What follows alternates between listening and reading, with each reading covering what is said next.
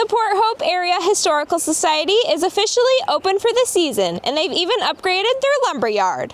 The building that we're in is the lumberyard, which was built by William Brinker in 1937. He owned two other lumberyards, one in Bad Axe and one in Kindy, and started his business here. My father, R.B. Hunter, was the manager of the business. And then my mother and father bought the business in 1947, and we lived right here in the building. All three children, we all grew up here. About 6 years ago, we formed the Port Hope Area Historical Society, and so I talked to my other two siblings, my brother and my sister, and it was our decision to donate the building and all the property to the Port Hope Area Historical Society. And in the meantime, we've acquired numerous talented volunteers that have changed it from an old lumberyard to a wonderful museum.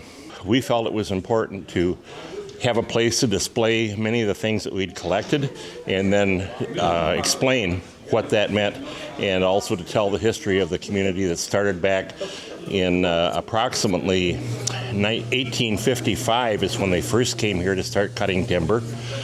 And the sawmill and the dock in Port Hope were built in 1858, and from then on, Port Hope was a viable community. Everything that was done back then is still being done today, but instead of a milking parlor that milks 4 cattle at a time, there are farms that milk 100 cattle at a time. So it's good to know where you came from, and we're preserving this in a way that I think is accessible, we hope is accessible to people of all ages. 5 years ago, somebody donated a stove from 1937, which is a wood stove. But then he brought out the bill of sale for that stove and the instruction manual. So that's the start of a whole display. So as you look around the building, you'll see it. They are things that, you know, if you're from the area, your grandparents used these or somebody else used those. And you will see some projects that are still, the building is still in progress.